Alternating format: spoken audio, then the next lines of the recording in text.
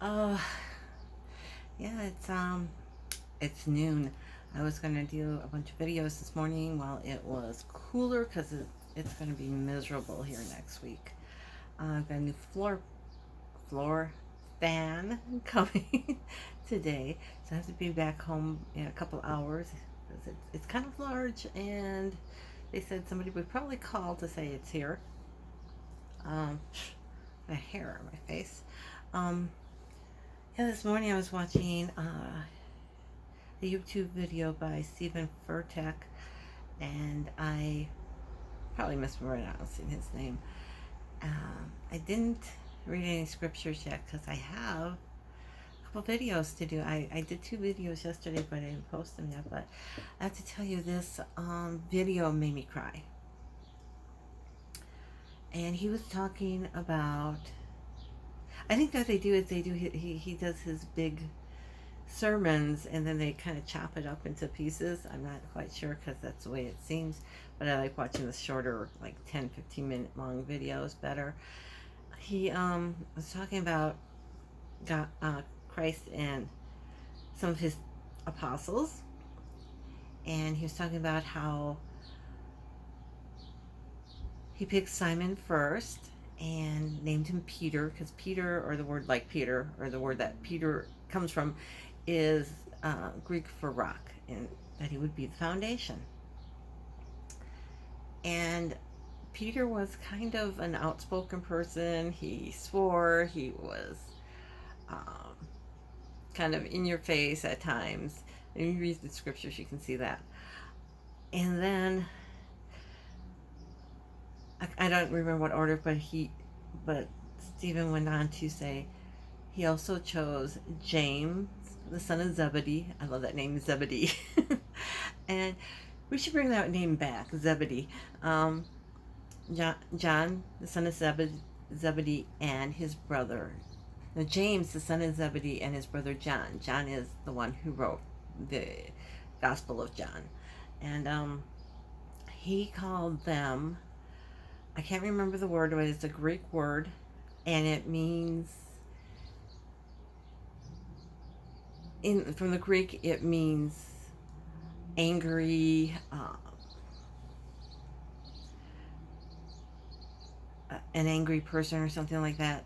And but in the Bible, it's translated as the sons of thunder. Got my new partial in, so I can't talk. I'm learning how to speak, but again, but I just wear it for a few hours. I'm trying to get used to it. And he said they were men of anger. They were men of who spoke their minds, who spoke out when they were angry, who were, you know, not calm and loving. And they were fishermen. Their dad, Zebedee, had enough wealth that he actually had servants on the boat with his sons fishing. And the message that Stephen was trying to get across was that, look, Christ did not pick the most perfect people to be his disciples. There were people there in that time who were very righteous, very strong followers of God. They lived the Ten Commandments. They prayed. They worshipped, um, and they followed Christ when they heard about Christ. But Christ did not choose these people as his disciples. He chose, a lot of his disciples had what we consider personality flaws, like Simon, or Simon Peter, however you want to say it, was outspoken. He was rough. I can't remember what else about him. Um, I'll get into that when I get to the New Testament. But uh, James and John had angry tempers. They had hot tempers. And when Stephen was saying this, he said this. He also inserted a story, 2 stories. One was about a mother who came to his church and said, "Oh, I'm just a stay at home mom, stay at home housewife," and he's like, "No, you are not just. You are not just. He's like, he's got a wife, he's got kids. He's like, you're the doctor, you're a lawyer, you're a financial expert, you're the Uber driver, you're this. He's like, you're not just. And I had to laugh because that's so true. I mean, a stay-at-home mom is really not a stay-at-home mom. She's like, she's the one that does the shopping, the banking, taking the car for repairs sometimes. Well, it depends on the family, but she's driving the kids around. She's keeping them on schedule. Oh, that's the other thing. You said professional umpire and referee. So it was pretty funny. And then he went on to talk about somebody he met. He and his family were at a restaurant. I think he said cheese. No, he and somebody else were at a cheese factory, and he was talking about how he gets anxiety from the amount of food on the menu. I've been there once, and I was like, it took me forever to decide what I wanted to eat. There's so much things offered, and he said also 17 ways to die early is on the menu. Which is true. Some of their food is like, oh my gosh, how can people eat this all the time? Because I do know some people who like to go to Cheese Factory like once a week. Like, oh my gosh. Anyways, a man came up to him who had been at another table and looked over a couple times, and then came up. He said, thank you so much. Your sermons, I love your sermons. I love your books. I love your this. And they were talking a little bit, and he's like, well, okay, I'll go. I'll leave you alone. I'll leave you alone. I know I'm a nobody. He's kind of like, I'm a nobody. And Stephen Furtick is like, no one is a nobody. None of us. The disciples, when you look into their background and who they were probably considered themselves something of a nobody, but they weren't. Christ saw the good in them. The Christ saw what they were, the power, the strength, and that made me cry. That made me cry because I do have a temper, and I am a bit rough around the edges. I am brutally honest at times, and I often feel like I'm a nobody. I'm often told to shut up. Who are you? You're a nobody. We don't want to hear from you.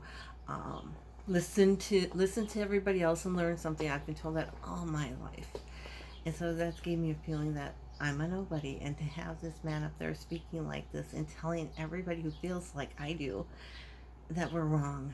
We are not nobodies. You're not a nobody. Christ sees the good in you. Christ knows who you are. You are not a nobody to God or Christ. So, yeah, that was a message I needed to hear, and I hope whoever's watching this needs to hear that too. And believe me, you're not a nobody. You have uniqueness. You have things that you have to conquer. And this is another thing he pointed out in his sermon was we celebrate people who have talent. We don't celebrate people who have to struggle to get where they are. And I'm not saying that like athletes don't struggle, because most of them have to work. They work pretty hard, but there are some who are just naturally gifted at what they do, and so the work isn't as hard for them as it may be for other people, which is why they get ahead, win the competitions and stuff, because they also have that natural talent beyond the work ethic to get there. But we should celebrate. I know when I was in Girl Scouts, we used to do these competitions, swimming competitions and canoeing competitions and things like that. And I had a couple of people who were like, no, we are going to win this or die. And I was like, well, then I'm not on the team. And they're like, it's like winning is not everything. Coming in first is not everything. Completing it, coming in ahead of, if you're in the top 5 or the top 3, depending on how many teams there are, I think that's a reason to celebrate. You come in second, you come in third, celebrate it. It's a win. You came in second, you came in third. Well, that's not coming in first. Well, what's so great about coming in first? 2 days later, there'll be somebody you go against and they'll win. So, you're only first for a couple brief moment of time. Big deal. But it doesn't make you a nobody if you don't come in first place. So remember that Christ does not think you're a nobody. And I hope you have a happy 4th of July. Bye.